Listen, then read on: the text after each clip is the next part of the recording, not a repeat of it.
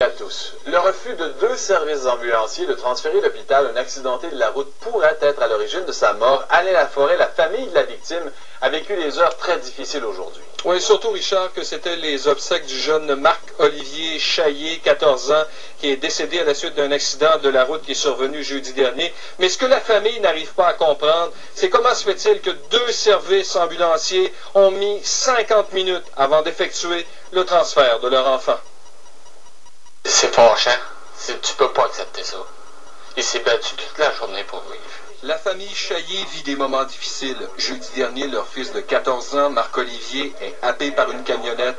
Blessé grièvement, on le transporte à l'hôpital Le Gardeur, où l'on réussit à le stabiliser. Hémorragie interne importante, pour lesquelles les chirurgiens ici étaient capables d'intervenir. Il restait quand même une partie de l'opération pour lesquelles les chirurgiens ici n'ont pas l'expertise. À partir du moment où les urgentologues de l'hôpital Le Gardeur décident d'effectuer le transfert du jeune Chaillé, il y aura eu un débat interminable entre 2 propriétaires de compagnie qui aura duré une 50aine de minutes pour qu'on lui trouve une ambulance. La direction du centre hospitalier de Le Gardeur a déposé une plainte formelle à l'Agence de santé des services sociaux de la Nodière pour qu'une telle situation ne se reproduise jamais.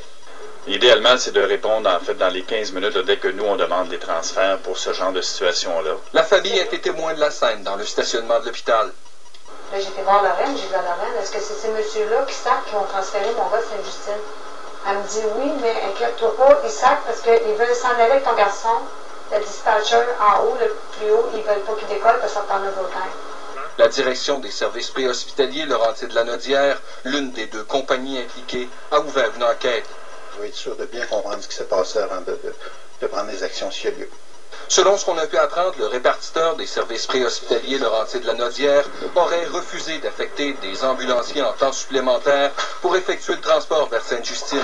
L'autre compagnie, Ambulance de la Nodière, qui dessert également l'hôpital Le Gardeur, aurait refusé d'effectuer le transfert parce que ça ne relevait pas de son service. Le jeune Chaillé est décédé à son arrivée à Sainte-Justine. Peut-être qu'il l'aurait sauvé. Peut-être. Peut-être pas. Peut-être. Mais pour une stupidité de même, c'est impossible. Ça se prend pas. Avez-vous l'intention de poursuivre? Oui. Alain Laforêt, TVA, La Plaine.